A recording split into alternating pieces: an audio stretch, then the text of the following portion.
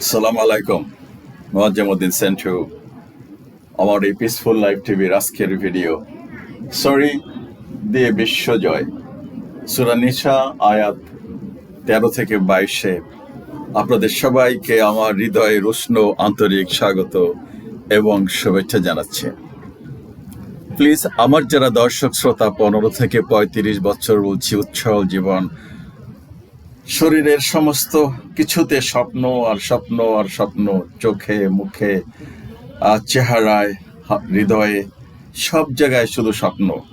আমি কি ভুল বলতেছি না মিথ্যা বলতেছি? না, মোটেই ভুলও বলতেছি না, মিথ্যাও বলতেছি না, বিকজ আমি তো ওই সময়টা পার হয়ে আসছি। এবং যদি কারো ভিতরে এই স্বপ্ন, আশা, উদ্দীপনা না থাকে, তাহলে আমি বলবো you have to go to a doctor. সমস্যা আছে। মা বাবারা যারা দেখবেন তাদের ছেলে মেয়েদের যদি এরকম আশা স্বপ্ন না থাকে, দেন ইটস এ প্রবলেম। সো এই বিশ্ব জয় করার প্রবলেম যদি না থাকে, আশা ভরসা না থাকে, তাহলে একটা সমস্যা। আরেকটা কথা বলি, আই এম সরি, ছোট্ট একটা শব্দ, আই এম সরি, আর নিচে আসছি উই অ্যাপোলোজাইজ। এই কথাগুলো ঠোঁটে রাখতে বা বলতে ব্যাকরণ লাগে না, গ্রামার লাগে না, মাস্টার্স পাস করা লাগে না, পিএইচডি করা লাগে না। একদিন দুই দিন শুনতে শুনতে চর্চা করতে করতে এটা যে কোনো একটু যারা চালাক চতুর, যারা মানুষের কাছে পরিচিত হতে চায়, মানুষের মন জয় করতে চায়, তারা এটা অ্যাকোয়ার করে ফেলে। আই এম সরি আপা, আই এম সরি, আমার ভুল হয়ে গেছে, I apology please, thank you very much, এটা বলে ফেলবে, বলা উচিত। আপনাদেরকে তো 15 থেকে 35 বছর বয়স, আপনারা তো চান বিশ্ব জয় করতে, যে বিশ্ব জয় করতে চান। তো এইগুলো হলো এই বিশ্ব জয়ের কিছু অস্ত্র শস্ত্র। আর একটা কথা, এখানে বিয়ের ছবি, আংটি পরানোর ছবি বা কিছু একটা মেহেদি পরানোর ছবি, এই স্বপ্ন যে সমস্ত ছেলেদের নাই বা মেয়েদের নাই 15 থেকে 35 বছরের মধ্যে যদি বিয়ে হয় নাই, তাদেরও সমস্যা আছে। আমি বলবো তারা দয়া করে ডাক্তারের সাথে কথা বলবেন, অথবা কোনো চিকিৎসক সাইকোলজিস্টের সাথে কথা বলবেন। কারণ এটা না থাকাটা, মানুষের এই বয়সে তো হৃদয়ের সবটা জুড়েই থাকে এই স্বপ্ন, বড় হওয়ার স্বপ্ন থাকে, বিশ্ব জয়ের স্বপ্ন তো আমি আগেই বললাম। প্লাস তারপরে বিয়ে শাদী করবেন, সন্তান সন্ততি হবে, স্ত্রী পুত্র নিয়ে ঘর সংসার করবেন, মা বাবাকে নিয়ে ঘর সংসার, একটা হাসি খুশি সফল জীবনযাপন করবেন। সো ইটস কোয়াইট ন্যাচারাল, থাকা উচিত। যাদের এটা নাই, এই স্বপ্ন নাই, আমি তাদের জন্য অত্যন্ত ব্যথিত, মর্মাহত আমি ফিল করি। এবং যারা বিয়ে শাদী করেছেন, ইয়াং 35 বছর তো অনেকেই বিয়ে করে, 20, 22, 30 বছরে তো বিয়েই করে, তাদের যদি মন খারাপ থাকে, তাদের যদি সেই উচ্ছ্বাস না থাকে, তারা যদি স্বতঃস্ফূর্ত না হয়, দাম্পত্য জীবনে কষ্ট থাকে, তাদেরকেও আমি বললাম you have to consult a doctor or psychiatrist. পারিবারিক কনফ্লিক্ট, দাম্পত্য কনজুগাল কনফ্লিক্ট খুব ভালো না, অশান্তি এটা মোটেই ভালো না। So you have to be very very careful. তো যাই হোক, আজকে এই ছবিগুলোর আমি ব্যাখ্যা দিলাম। সরি, ওই অ্যাপোলোজাইজ। আর এই যে বিয়ে শাদীর ব্যাপার, আর এই যে বিশ্বজয়, সবগুলোই আপনাদের রক্তের কণায় কণায় কণায় মিশে আছে। অস্বীকার করতে পারবেন কেউ? শরমেরও কিছু নাই, এটা বাস্তবতা, দিজ আর দ্য রিয়ালিটিস। বাবা মা, এই সমাজ কামনা করে, আমিও তো কামনা করি, আপনারাই এই দেশের, এই পৃথিবীর আগামী দিনের স্বপ্ন, আগামী দিনের নেতৃত্ব, আগামীর সব কিছু আপনারা, আগামী দিনের মুক্তির কাণ্ডারি এই মানব জাতি। সো থাকাই তো স্বাভাবিক, উচ্ছ্বাস থাকাই তো স্বাভাবিক, মনোবল থাকাই তো স্বাভাবিক। ইয়েস, আমরাই করবো বিশ্ব জয়, আমাদের এই হাতে থাকবে ক্ষমতা। We will be in power, we will dominate this world, we will just administer this world. Okay, so আশা করি থাকবেন। যাই হোক, পৃথিবী ছুটে চলে, স্বাগত জানাচ্ছি সবাইকে আজকের ভিডিওতে। সরি দিয়ে বিশ্ব জয়, নিসা 13 থেকে 22। পৃথিবী ছুটে চলে সেকেন্ডে 13 থেকে 14 কিলোমিটার গতিতে। সেটা হতে পারে ধ্বংস, পতন কিংবা প্রগতি বা অগ্রগতির দিকে। ইসলাম বলে কিয়ামত মানে মহাপ্রলয়, সমস্ত সৃষ্টি জগৎকে নিমেষে ধ্বংসস্তূপে পরিণত করবে এবং তার ভিতর থেকে সৃষ্টিকর্তা ফের সমগ্র মানুষকে জীবিত করে তুলে আনবেন, আর পৃথিবীতে তাদের ভালো মন্দ সকল কাজের বিচার হবে। যারা তার জীবন বিধান কিংবা হুকুম আহকাম মেনে পৃথিবীতে বসবাস করবে, সমগ্র সৃষ্টিকে ভালোবাসবে, তাদের জন্য থাকবে স্বর্গ কিংবা জান্নাত। আর যারা এখানে সব রকমের অপকর্ম করবে, তার জীবন বিধান কিংবা হুকুম আহকাম মানবে না, তাদের স্থান হবে নরকে কিংবা জাহান্নামে। সত্যি কথা হলো, পৃথিবীর প্রায় সকল ধর্মেই স্বর্গ, নরক কিংবা বেহেশত দোজখের কথা বলা আছে। অবিশ্বাসী কিংবা নাস্তিক বাবাজিদের কথা আলাদা। তাদের বিষয়ে আমি বহুবার বলেছি যে আপনারা প্রমাণ যুক্তি দেন যে মহাবিশ্বটা এমনি এমনি সৃষ্টি হয়েছে আর এমনি এমনি চলে, তাহলে আমিও চিন্তা করব বিষয়টা নিয়ে পজিটিভলি। ঠিক আছে, এটা আমি বহুদিন আগে এই চ্যালেঞ্জটা ছড়ে দিয়েছি। এখানে আর নতুন করে বলার কিছু নাই। যাই হোক, কেন আমি বললাম যে পৃথিবী সেকেন্ডে 13 কিলোমিটার গতিতে ছুটে চলে, হয়তো ধ্বংসের দিকে বা অগ্রগতির দিকে, সে বিষয়ে কিছু কথা না বললেই নয়। বিগত 15-20 বছর ধরে শুনে আসছি দেশ অপ্রতিরোধ্য গতিতে উন্নতির দিকে ছুটে চলছে। কোনো খেয়াল নাই, ডানে বামে দিকে তাকানোর কোনো সময় নেই। ছুটছে তো ছুটছে রকেটের গতিতে। 13 কিলোমিটার 1 সেকেন্ডে যায় পৃথিবী, শব্দের গতির কয়েক গুণ বেশি। যাই হোক, উন্নতির দিকে ছুটে যাচ্ছে। কতটা উন্নতি, অগ্রগতি, প্রশান্তি অর্জিত হয়েছে তা নির্মোহ দৃষ্টিতে নিজেই বিচার করে দেখবেন। আমি আপনাদেরকে বলতেছি, ডোন্ট বি বায়াসড। নির্মোহ, কোনো মোহাবিষ্ট হয়ে না, কোনো দলীয় দৃষ্টিভঙ্গি থেকে না, চেতনার দৃষ্টিভঙ্গি থেকে না। হ্যাঁ, নির্মোহভাবে যে কতটা কি হয়েছে কি হয় নাই। আচ্ছা, নির্মোহ দৃষ্টিতে নিজেই বিচার করে দেখবেন।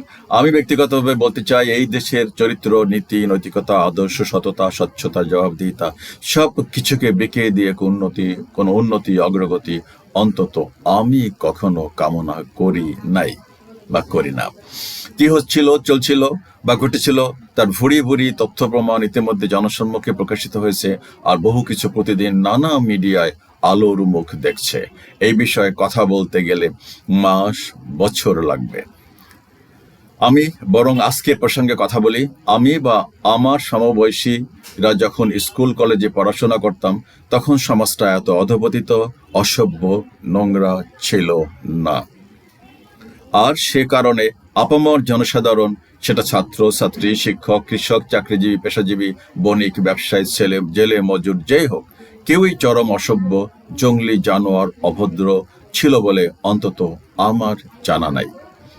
এর একটা উৎকৃষ্ট উদাহরণ হলো, আমাদেরকে শেখানো হতো বড়দের ছায়া মারাবে না। এই কথাটা আমি আরো বহুবার বলছি। তাদের সামনে চেয়ারে বসবে না, পা তুলে বসবে না। ইফটিজিং, পরকিয়া, ধর্ষণ, হত্যা, এই শব্দগুলির সাথে আমি বা আমরা কেউই পরিচিত ছিলাম না। যারা আমার মতো বয়সী, তাদের সাথে আলাপ করে দেখবেন যে আমি কতটা সত্য বলছি না কতটা মিথ্যা বলছি। পরিচিত ছিলাম না। বাট এখন আবাল বৃদ্ধ বনিতা হর হামেশা এসব শুনে দেখে অভ্যস্ত। কত যে নির্মমতা, নৃশংসতা, বিভৎসতা সমাজে প্রতিনিয়ত ঘটে, তার ইয়ত্তা নাই। একই সাথে কিছু নতুন শব্দ, যেমন সরি, মাই অ্যাপোলজি, এক্সকিউজ মি, এসবের দারুণ প্রচলন ঘটেছে। এখন নার্সারিতে যারা পড়ে তারা অনর্গল সরি, থ্যাংক ইউ বলতে থাকে। নার্সারি, ইংলিশ মিডিয়াম, আপনারাই তো বলেন বলো থ্যাংক ইউ বলো, সরি বলো, বলেন না বাচ্চাদেরকে? অবশ্যই বলেন, টাটা দাও। সো এরা অবলীলায় বলে এগুলো বাচ্চারা, sorry ma'am, thank you very much. Okay, আবাল বৃদ্ধ নার্সারিতে পড়ে তারা অনর্গল সরি, থ্যাংক ইউ বলতে অভ্যস্ত। এটা একটা বিরাট অগ্রগতি বটে। তবে যেসব চোর, ডাকাত, লুটেরা, পাচারকারী, জালিমদের সরি বলে তওবা করার দরকার ছিল, তারা কিন্তু ভুলেও তা বলে না। এটা একটা বিরাট অগ্রগতি বটে, তা বলে না, আর ওপথ থেকে ফিরেও আসে না। তারা বরং গোটা পৃথিবীকে পারলে গিলে খেতে চায়। পরিণতি যা হবার তা তো হচ্ছে, আমরা যার কিছু নমুনা প্রত্যক্ষ করছি। যাই হোক, দেখেন না কি অবস্থা। কিচ্ছু বললাম না এই বিষয়ে আর। যাই হোক, ওই যে সরি, মাই অ্যাপোলজি কিংবা এক্সকিউজ মি, এই ছোট ছোট কথাগুলির অনেক ফায়দা কিংবা ইম্প্যাক্ট আছে।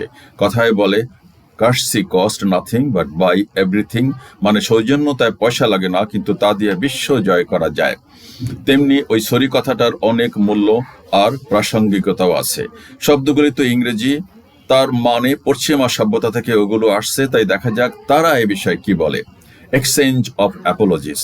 Often both people feel misunderstood and poorly treated. When one person can take responsibility and apologize for their portion of harm, it may open up communication and allow the other party to apologize as well. To truly apologize for their portion of harm, it may to truly heal a relationship. It is powerful for people to exchange apologies. There is weight to our actions, If we have the power to heal a relationship, it is powerful to hurt. We also have the power to take a step toward healing. কি বলছে? If we have power to hurt আঘাত করা, we also have the power to take a step toward healing. And when we apologize, first we open the door for the other person to meet us in that place of open communication. We lessen the shame for all of them. Apologies help us put conflict behind us and move on more easily. Many benefits come from forgiveness in terms of happiness and stress relief.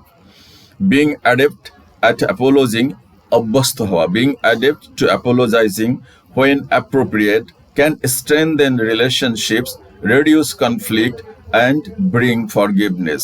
It can be hard, but it's well worth the effort. They may hope that an apology from the person who caused them harm will restore dignity, trust, and sense of justice.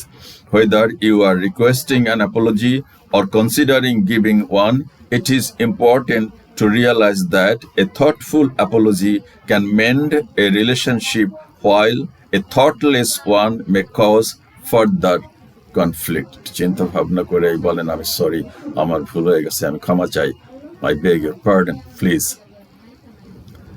সব কথার সারমর্ম একটাই, তা হলো sorry বলার বহুত ফায়দা আছে। কোনো ভুল, অন্যায় কিংবা জুলুম করে থাকলে ভুক্তভোগীকে সরি বলা বা তার কাছে দুঃখ প্রকাশ কিংবা ক্ষমা চাইলে ইজ্জত চায় না, বরং বাড়ে, সম্পর্কটা আরো গভীর হয়। এই যে উপরের কথাগুলি, তা কখন কোথায় প্রথম চালু হয় সে বিষয়ে অবশ্য গবেষণা করা দরকার। তবে ১,৫০০ বছর আগে যেখানে বিরাজমান ছিল শুধু বর্বরতা, বন্য সংস্কৃতি বা আইন, সেখানে সরি বলে কোনো শব্দ ছিল না। ছিল কিনা তা নিয়ে শতভাগ সন্দেহ আছে। তবে বিস্ময়কর বিষয় হলো ১৪০০ বছর আগে কিন্তু মহাবিশ্বের সৃষ্টিকর্তা আর মালিক মানুষকে ছড়ি বলে তার পথে ফিরে আসার তাগিদ দিয়েছেন, যার অকাট্য প্রমাণ আমরা পাবো আজকের সূরা নিসার আয়াত ১৩ থেকে ২২ আলোচনায়। তাই আর কথা না বেরিয়ে শুরু করছি পরম দয়ালু আর নিরতিশয় করুণার আধার মহান আল্লাহর নামে। আয়াত নাম্বার ১৩। এই যেসব বিধিবিধানের কথা বলা হলো তার সবই আল্লাহর পক্ষ থেকে মিরাস, বিলি বন্টনের সীমারেখা, এর আগে যে আলোচনা হয়েছে। আর যে বা যারা আল্লাহ তার রাসূলের আনুগত্য করবে, আল্লাহ তাদেরকে জান্নাত সমূহে স্থান দিবেন, যার তলদেশে প্রবাহিত রয়েছে শীতল স্বচ্ছ পানির নয়নবিরাম ঝর্ণা সমূহ। সেখানেই তারা সবাই স্থায়ীভাবে বসবাস করবে, আর সেটাই হবে তাদের জন্য মহা সাফল্য। ১৪। আর যে বা যারা আল্লাহ তার রাসূলের কথা অমান্য এবং নিয়ম নীতির সীমারেখা লঙ্ঘন করবে, আল্লাহ তাদেরকে জাহান্নামের আগুনে প্রবেশ করাবেন এবং সেখানেই সে চিরকাল অপমানজনক আযাব ভোগ করবে। পূর্বের অনেকগুলো আয়াতে এতিম, মিসকিন, স্বামী, স্ত্রী, মা, বাবা ইত্যাদি বহুজনের ওসিয়ত, মিরাস বা উত্তরাধিকার সম্পদের হক কিংবা অধিকার নিয়ে কথা বলা হয়েছে এবং বিধিবিধানও বর্ণিত হয়েছে। এই আয়াতে সেসব মেনে চলার এবং কোনো ব্যাপারে কেউ যাতে সীমা লঙ্ঘন না করে তার জন্য সতর্ক করা হয়েছে। যারা ওসব করবে তাদের কঠিন আযাবের কথাও সুস্পষ্ট করে বলা হয়েছে। আয়াত নাম্বার ১৫। আর সমাজে নারীদেরকেও ব্যভিচারে লিপ্ত হলে ৪ জন সাক্ষী হাজির করবে। তারা যদি সাক্ষী দেয় ওই ব্যভিচারী নারীর বিরুদ্ধে, তবে তাকে ঘরের মধ্যে আবদ্ধ করে রাখবে যতক্ষণ না তার মৃত্যু হয় কিংবা আল্লাহর তরফ থেকে তার জন্য ভিন্ন কোনো রাস্তা খুলে যায়। এখানে নারী পুরুষের ব্যভিচারে লিপ্ত হওয়ার শাস্তির বিষয়ে কথা বলা হয়েছে। যদি কখনো কোনো নারীর বিরুদ্ধে ব্যভিচারে লিপ্ত হওয়ার অভিযোগ ওঠে, তবে সেটা প্রমাণ করার জন্য ৪ জন পুরুষ সাক্ষী লাগবে। এ ব্যাপারে নারীদের সাক্ষ্য গ্রহণযোগ্য নয়। ব্যভিচারের সাক্ষীদের ব্যাপারে শরীয়ত শুধু পুরুষ সাক্ষীরাই অনুমোদন দেয়, কারণ অভিযুক্ত স্ত্রীর স্বামী, তার মা অথবা অন্য স্ত্রী বা ভাই বোন ব্যক্তিগত শত্রুতা অথবা জিঘাংসার বশবর্তী হয়ে অহতক অপবাদ আরোপ করার যাতে সুযোগ নিতে না পারে। অধিকন্তু অন্য কোনো অশুভ শক্তি, স্বার্থান্বেষী মহল বা লম্পট স্বামী স্ত্রীর মধ্যে আর পরিবারে অশান্তি, দাম্পত্য কলহ, মারামারি সৃষ্টি করার যাতে পায়তারা করতে না পারে, সেজন্য এই ৪ পুরুষ সাক্ষীর বিধান। ৪ জন পুরুষ সাক্ষী জোগাড় করা খুবই দুরূহ কাজ, আর তার কম হলে অভিযোগ খারিজ। এমত অবস্থায় বাদী ও সাক্ষীরা সবাই মিথ্যাবাদী সাব্যস্ত হবে এবং একজন মুসলিম নারীর চরিত্রে কলঙ্ক লেপন করার দায়ে তাদেরকে মানহানির বা অপবাদের শাস্তি উল্টা ভোগ করতে হবে। ইবনে আব্বাস রাদিয়াল্লাহু আনহুমা বলেন, তখনকার দিনে কোনো মহিলা ব্যভিচার করলে সে আমৃত্যু ঘরে বন্দি জীবন যাপন করত, সে সময় এটা স্বাভাবিক ছিল। তিনি আরো বলেন, এখানে যে বিধান দেওয়া হয়েছে সূরা আন-নূরে, আল্লাহ তাআলা সে ব্যবস্থা পরিবর্তন করে বলেছেন, অবিবাহিত নারী পুরুষ উভয়ের জন্য 100 বেত্রাঘাত এবং বিবাহিতদের জন্য পাথরের আঘাতে মৃত্যুদণ্ড কার্যকর করতে হবে। অনুরূপভাবে বিভিন্ন হাদিসে সুস্পষ্টভাবে তার নির্দেশ আছে। চেঞ্জ করা হয়েছে, মডিফাই করা হয়েছে। আয়াত নাম্বার 16, আর তোমাদের মধ্যে হতে যে কোনো দুইজন অশালীন অনৈতিক কাজ করলে তাদের উভয়কেই শাস্তি দেবে, কিন্তু তারা যদি তাওবার মাধ্যমে নিজেদের সংশোধন করে তবে ক্ষমা করে দাও। নিশ্চয়ই আল্লাহ পরম করুণাময় এবং তাওবা কবুলকারী। বিবাহিত অবিবাহিত পুরুষ মহিলা যে কারো দ্বারা অশালীন অনৈতিক কাজ সম্পন্ন হলে তা শাস্তিযোগ্য অপরাধ। ক্ষমার বিষয়টা ভিন্ন আয়াত দিয়ে রহিত করে বেত্রাঘাতের শাস্তির আওতায় আনা হয়েছে। এসব বিষয় যাদের আরও জানার ইচ্ছা তারা ইসলামী আইন বিশেষজ্ঞের সাথে কথা বলে জেনে নিতে পারেন। আয়াত নাম্বার 17, নিশ্চয়ই যারা অজ্ঞতাবশত মন্দ কাজ করে এবং ভুল বুঝতে পারা মাত্র তওবা করে তাদের তওবা আল্লাহ কবুল করেন। আল্লাহ মহাজ্ঞানী ও প্রজ্ঞাময়। আমার সুপ্রিয় দর্শক শ্রোতা, শিশু থেকে বৃদ্ধ যে কেউ কারো প্রতি খারাপ কিছু বলে ফেললে কিংবা করে ফেলার পরে যদি সাথে সাথে বুঝতে পারে কথাটা বলা কিংবা কাজটা করা ঠিক হয় নাই এবং মনে মনে অনুতপ্ত হয়ে ক্ষমা প্রার্থনা বলে সরি, তখন কোনো বদ কিংবা রুক্ষ মেজাজি বা উদ্ধত প্রকৃতির মানুষও ক্ষমা না করে থাকতে পারে না। সরি একবার বললে হাসি মুখে সরি, সরি আঙ্কেল, সরি বাবা, ভুল হয়ে গেছে, সরি ভাই, আমি মাপ চাচ্ছি আপনার কাছে, পারে না। পারে না, মোটেই তা পারে না। বরং সানন্দেই ক্ষমা করে দেবার কথা। এই সামান্য ভদ্রতা, নম্রতা, শিষ্টাচারটুকু আমাদের সমাজে আসতে কিংবা প্রচলিত হতে শত সহস্র বছর লাগছে, যা আমি সূচনাতেই উল্লেখ করেছি। এও বলছি, পশ্চিমা সভ্যতা অর্জন করছে খুব বেশি দিন আগে নয়, 200-300 বছর আগেও হাজার হাজার মানুষকে পশুর মতো ধরে নিয়ে বাজারে বেচাকেনা করত তারা দাস হিসাবে। আর 1400 বছর আগে কোরআন বলছে, তুমি অজ্ঞতাবশত কিছু অন্যায় বা ভুল করে ফেললে যখনই সেটা বুঝতে পারবে বা উপলব্ধি করতে পারবে, সাথে সাথে সৃষ্টিকর্তার কাছে সলি বলে মাফ চেয়ে নেবে এবং সেই ভুল আর করবে না। কেন আমি দাসদের কথা বললাম? এদেরকে তো জোর করে ধরে নিয়ে পশুর মতন বাজারে বিক্রি করছে, সারা জীবন বরবাদ। দাস, স্লেভ। আর 1400 বছর আগে ইসলাম বলছে, তুমি যদি অন্যায় করে থাকো, এটা কত বড় অন্যায়, তুমি তার কাছে মাফ চাও, সরি বলো, আল্লাহর কাছে মাফ চাও। যে কোনো লোকের কাছে অন্যায় বলে থাকলে সরি আঙ্কেল, ভুল হয়ে গেছে, সরি আব্বু, আম্মু, কত সরি বলি না, আম্মু আমার ভুল হয়েছে, সরি আম্মু, সরি তুমি লক্ষ্মী মা, বলি না আমরা, বলি তো। ওকে, ভুল করবে না। সৃষ্টিকর্তা তার বান্দার ভুল ক্ষমা করে দেবেন। 1400 কোরআন বলছে, তুমি অজ্ঞতাবশত কিছু অন্যায় বা ভুল করে ফেললে যখনই সেটা বুঝতে পারবে বা উপলব্ধি করতে পারবে, সাথে সাথে সৃষ্টিকর্তার কাছে সরি বলে মাপ চেয়ে নেবে এবং সেই ভুল আর করবে না। সৃষ্টিকর্তা তার বান্দার ভুল ক্ষমা করে দেবে। দুঃখের বিষয় হলো, আমরা মুসলমানরা সারাদিন মানুষের উপর জুলুম নির্যাতন চালিয়ে আল্লাহর হুকুম আহকাম অমান্য করেও বুক ফুলিয়ে সেই মিথ্যাটাকে কিংবা জুলুম নির্যাতন, আল্লাহর নাফরমানিকে সঠিক বলে চালাবার চেষ্টা করি। এসব অধ্যত্ত, জুলুম, অবাধ্যতা কি সৃষ্টিকর্তা মেনে নেবে বা নিতে পারে? না, তা কখনো হতে পারে না। এই দেশের এই তরতাজা ইতিহাসও তার সাক্ষী দেয় না। ভুল, অন্যায়, জুলুম, নির্যাতন করব, সৃষ্টিকর্তার অবাধ্য হব, ফের বুক ফুলিয়ে আমি ঠিক বলে দম্ভ করব, এটা হয় না, হতে পারে না। বরং ফলাফল কি হয় তা আমরা সবাই চচক্ষে দেখলাম। যাই হোক, ব্যক্তি, পারিবারিক, সামাজিক, পেশাগত জীবনে এই সামান্য ভদ্রতাবোধটুকু হতে পারে সফল হবার জন্য, উপরে ওঠার জন্য, প্রভাবশালী হবার জন্য একটা বিরাট হাতিয়ার। যে কেউ ইচ্ছা করলে সরি বলার এই দক্ষতা, মানসিকতা কিংবা অভ্যাসটা অর্জন করে নিতে পারেন। নেবেন কিনা সেটা যার যার বিষয়। এবার দেখা যাক বিজ্ঞজনেরা কি বলেন। মোট কথা, গুনার কাজ ইচ্ছাকৃতভাবে হোক কিংবা ভুল ক্রমে হোক, উভয় অবস্থাতেই তা অপরাধ। তবে অপরাধী যদি তার অপরাধের বিষয়ে অনুধাবন করে নিজের থেকেই তওবা করে আর কখনো সে পাপ করে না, তবে কৃত গুনাহ মাফ হতেও পারে।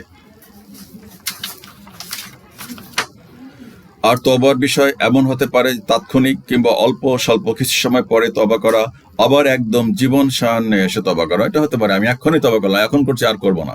আবার 2 দিন পরে, আবার একেবারে মরার আগ পর্যন্ত, মরতে বসে সারা জীবন আকাম কুকাম করে তখন মরার আগে তওবা করে। No, that is not acceptable. তবে আমার ব্যক্তিগত মতামত হলো, সারা জীবন জেনে বুঝে ব্যভিচার, জুলুম, নির্যাতন, আকাম কুকাম কইরা মরার আগে দরবেশ সাজলে আল্লাহ কি মাফ করবেন কিনা? কোনো ব্যক্তি কি কাউকে ক্ষমা করে? না, করে না। এটা আয়াত নম্বর 18। আর তাদের কোনো তবা নাই যারা অনবরত পাপাচার করতেই থাকে এবং মৃত্যুর আগে বলে আমি তবা করলাম, যেটা আমি আগেই অলরেডি বলে ফেলছি। ফের যারা কাফের কিংবা অবিশ্বাসী রূপে মারা যায় তাদের জন্য তবা নয়, এসব লোকদের জন্যই আল্লাহ তৈরি করে রেখেছেন জাহান্নাম।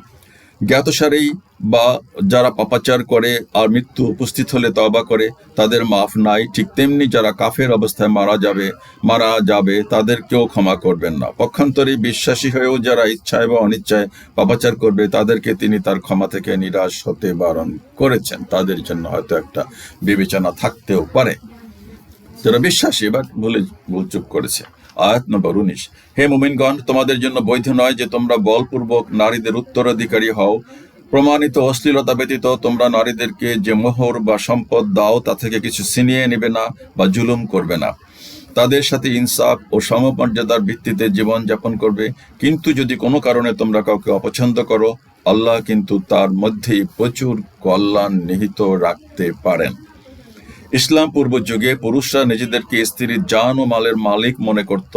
কোনো নারী যার বিবাহ বন্ধনে আবদ্ধ হতো সেই পুরুষ ওই নারীকে তার সম্পদ মনে করত। কোনো নারীর স্বামীর মৃত্যুর পর তার ওয়ারিশরা যেমন ওই মৃত ব্যক্তির তেজ্য সম্পত্তির ওয়ারিশ বা মালিক হতো, তেমনি তারা তার বিধবা স্ত্রীরও ওয়ারিশ বা মালিক বলে মনে করত। চিন্তা করতে পারেন, সম্পদ। ইচ্ছা করলে নিজেই তাকে বিয়ে করে নিত কিংবা অর্থের বিনিময়ে অন্য কারোর সাথে বিয়ে দিত। এমনকি সতীনের ছেলেও তাকে বিয়ে করে নিতে কসুর করত না। বড়ই নাজুক, অসহনীয়, দুর্বিষহ ছিল তাদের জীবন এবং সহায় সম্পদ। কোনো স্বাধীনতা ছিল না। অনেকেই তো নারীবাদীরা তো চিল্লাচিল্লি করে কত কিছুর জন্য।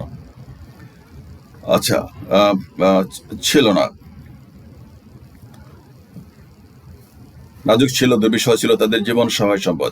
যেসব অর্থ সম্পদ স্ত্রী উত্তরাধিকার অথবা পিত্রালয় থেকে উপঢৌকন হিসাবে লাভ করত স্বামীর উত্তরাধিকারীরা সেসব কিছুই হজম করে ফেলত। যদি কোনো নারী তার নিজের অংশের ধন সম্পদের উপর অধিকার প্রতিষ্ঠা করেই নিত কোনো উপায়, তবে পুরুষরা তাকে অন্যত্র বিয়ে করতে বাধা দিত না, বিয়ে অন্য তাকে করতে হবে। মানে তখন জোর যার মুলুক তার, যাতে সে এখানেই মারা যায় এবং ধন সম্পদ তাদের অধিকারভুক্ত থাকে। কোনো কোনো সময় স্ত্রীর কোনো দোষ না থাকলেও তাকে তার প্রাপ্য প্রদান করতো না, আবার তালাক দিয়েও তাকে মোহর দিয়ে মুক্ত করে দিত না, যাতে সে ফের বিয়ে করতে পারে। ইসলাম এসব অমানবিক বিষয়ের মূলোৎপাটন করে দিয়েছে। এই আয়াত সংক্রান্ত বেশ কিছু বর্ণনায় তা স্পষ্ট। ইবনে আব্বাস রাদিয়াল্লাহু আনহুমা বলেন, ইসলাম পূর্ব যুগে কোনো লোক মারা গেলে তার অভিভাবকরা তার স্ত্রীর অধিকারী হয়ে যেত। সে ইচ্ছা করলে তাকে বিয়ে করত অথবা অন্যের নিকট বিয়ে দিত। চিন্তা করেন, তখন এই আয়াতটি নাজিল হয়। অন্য বর্ণনায় এসেছে, কায়েস ইবনে সালত এর পিতা মারা গেলে তার ছেলে তার পিতার স্ত্রীকে বিয়ে করতে চাইল। এসব জাহিলিয়াতের জামানায় তাদের অভ্যাস ছিল। তখন আল্লাহ তাআলা এই আয়াত নাজিল করেন। তাদের সাথে মানে স্ত্রীদের সাথে ইনসাফ ও সমমর্যাদার ভিত্তিতে জীবনযাপন করতে বলা হয়েছে, যার মানে পারস্পরিক মান, ইজ্জত, সম্ভ্রম রক্ষা করে একটি সুন্দর সুখী দাম্পত্য জীবনযাপনের প্রতি গুরুত্ব দেওয়া হয়েছে।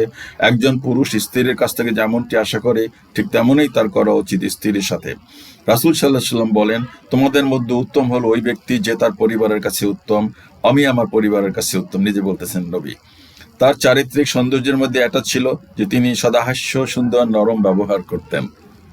পুরুষরা ধৈর্য ধারণ করে স্ত্রীদের সাথে জীবনযাপন করলে দুনিয়াতে এবং আখিরাতে আল্লাহ তাআলা অনেক ভালো কিছু এর বিনিময় রেখেছেন।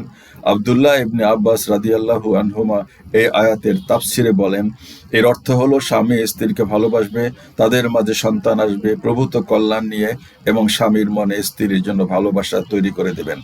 এছাড়া হাদিসে রয়েছে, রাসূল সাল্লাল্লাহু আলাইহি ওয়াসাল্লাম বলেছেন, মুমিন পুরুষ কোনো মুমিন নারীকে ঘৃণা করবে না যদি তার চরিত্রের কোনো একটি দিক তাকে অসন্তুষ্ট করেও, তবে অন্য দিক তাকে সন্তুষ্ট করবে। খুবই স্বাভাবিক, মাইনাস প্লাস তো করতেই হয়, মানুষের চরিত্রের তো বিভিন্ন দিক থাকে।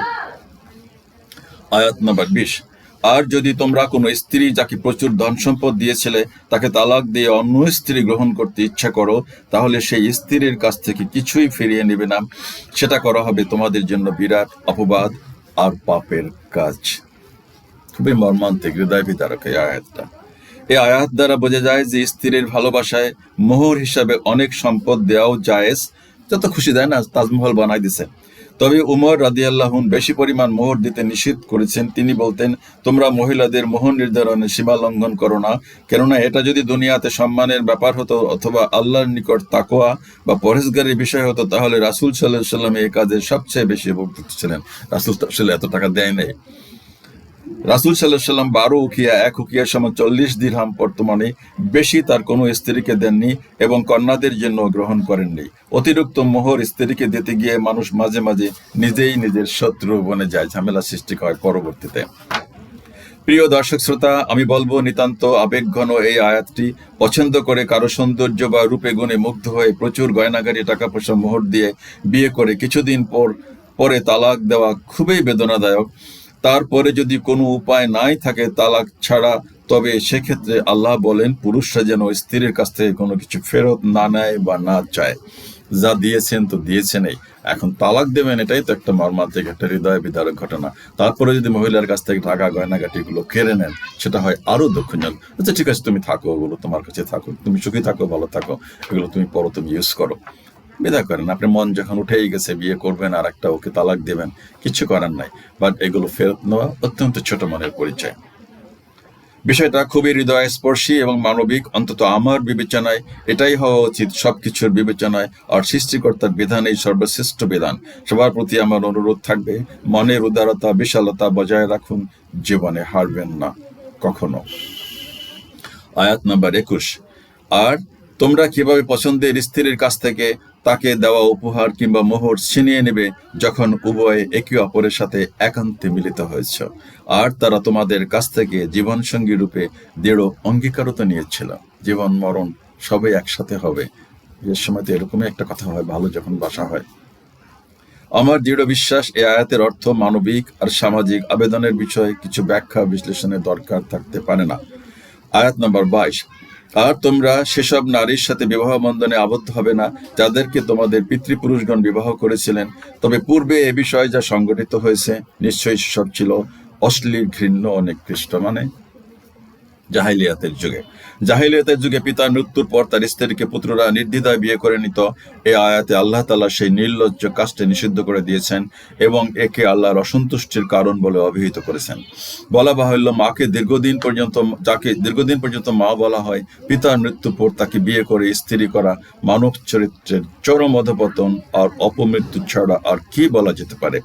আলেমগণ বলেন, পিতা কোনো নারীকে বিয়ে করার সাথে সাথেই সন্তানদের জন্য সে নারী অবৈধ বা হারাম হয়ে যাবে, তাতে বাবা ওই নারীকে নিয়ে ঘর করুন বা নাই করুন। অনুরূপভাবে যে নারীকে পুত্র বিয়ে করেছে সেও পিতার জন্য হারাম হয়ে যাবে, তাতে পুত্র ওই নারীকে নিয়ে ঘর একদিনের জন্য করুক বা নাই করুক। আবু বুরাদা রাদিয়াল্লাহু আনহু মতান্তরে হারিস ইবনে আমের রাদিয়াল্লাহু আনহু বলেন, রাসূল সাল্লাল্লাহু আলাইহি ওয়াসাল্লাম তাকে এমন এক লোককে হত্যা করে তার সহায় সম্পদ বাজেয়াপ্ত করার জন্য পাঠিয়েছিলেন যে তার পিতার মৃত্যুর পরে পিতার স্ত্রীকে বিয়ে করেছিল। যাও, ওকে কতল করে দাও। আয়াত নাম্বার 23। তোমাদের জন্য সেসব নারীকে বিবাহ করা নিষিদ্ধ করা হয়েছে, তারা হলেন মায়েরা, মেয়েরা, বোনরা, ফুপুরা, খালারা, ভাইয়ের মেয়েরা, বোনের মেয়েরা, দুধ মায়েরা, দুধ বোনরা, শাশুড়িরা, স্ত্রীদের আগের স্বামীর ঔরজাত কন্যারা, পুত্রবধূরা এবং একই সাথে দুই আপন বোনকে, এদেরকে নিষেধ করা হয়েছে, হারাম। তবে অতীতে যা কিছু হয়ে গেছে সেসব ভিন্ন কথা। নিশ্চয়ই আল্লাহ পরম ক্ষমাশীল এবং দয়ালু। প্রিয় দর্শক শ্রোতা, এই আয়াতটি খুবই গুরুত্বপূর্ণ আয়াত, তবে জটিলতা কিছু আছে বলে আমি মনে করি না। বর্তমান সমাজে এমন ঘটনা ঘটতে দেখি মিডিয়ায়, যা আসলে ভাষায় প্রকাশ করার মতো নয়। বুঝতে পারি সামাজিক অবক্ষয়, অধঃপতন কতটা গভীর, ভয়ঙ্কর হলে ওসব ঘটতে পারে। যাই হোক, এই আয়াতের বিষয়ে কারো যদি বিশেষ কিছু জানার, বোঝার থাকে, তবে সেই জন্য বিশেষজ্ঞ কোনো আলেম ওলামার সাথে আলাপ করে জেনে নেন। দেখতে দেখতে আজকের ভিডিওর বেলা শেষ। আর চূড়ান্ত কথা এটাই যে এই sorry, I beg your pardon, I am very sorry, excuse me, thank you so much, I am grateful to you, it's nice to meet you, see you again, wish you all the best, have a nice time, you are welcome, my pleasure, and have a nice journey। এই জাতীয় আরও বহু সৌজন্যমূলক কথা ঠিক ঠোঁটের আগায় সদা সর্বদা রাখতেই হবে জীবনে, যদি সাফল্যের চূড়ায় কারো ওঠার মনোবাসনা থাকে। এসবকে মনে হতে পারে খুবই ছোটখাটো বিষয়, বাট এই নগণ্য কিংবা সাধারণ ভদ্রতা, নম্রতা বোধটুকু ছাড়া সাফল্যের সিঁড়ি ডিঙ্গানো যাবে না, এটা স্বতঃসিদ্ধ। আর সৃষ্টিকর্তা তার অবাধ্যতার অপরাধ থেকে রেহাই পাওয়ার বিষয়ে কি বলেছেন তা তো উপরে বলাই হয়েছে, তুমি তওবা করো, আল্লাহ আমি ভুল করে ফেলছি, আমি জীবনে আর এটা করব না, আল্লাহ এটা গ্রহণ করবেন। মানুষের সাথেও যখন কোনো ভুল হয়ে যায়, অফিসে চাকরি করেন, ব্যবসা করেন, আপনার ব্যবসায় পার্টনার সাথে একটা অন্যায় করে ফেলছেন, সরি ভাই আর হবে না এরকম, দ্বিতীয়বার কোয়ালিটিতে একরকম বলে আর এক রকম দিচ্ছেন, আর্গুমেন্ট করার কিছু নাই, ব্যবসা হারাবেন, ভালো করতে পারবেন না, বলবে লোকটা একটা বাটপার, কথা দিয়ে কথা রাখে না, কমিটমেন্ট নাই, ডেট ফেল করে, একটা সোজা কথা বলবে একটা বাটপার মুনাফিক। সো ভালো থাকবেন সবাই, আপনাদের সবসময় শুভকামনা করি। বলছি এরপরে লাইভে আপনাদের সাথে কথা বলার ইচ্ছা আছে, কিন্তু আমার তো আসলে পারে না, তাই আমার একটা ভিডিও করতে অনেক সময় লাগে, অনেক কাজ করতে হয়। আল্লাহ হাফিজ, আসসালামু আলাইকুম। আপনাদের জন্য অনেক অনেক শুভকামনা, দেখা হবে পরবর্তী ভিডিওতে। কিছু সাবস্ক্রাইব করেন, বন্ধু বান্ধবদেরকে বলেন আমার ভিডিওর চ্যানেলটা সাবস্ক্রাইব করার জন্য। আল্লাহ হাফিজ, আসসালামু আলাইকুম।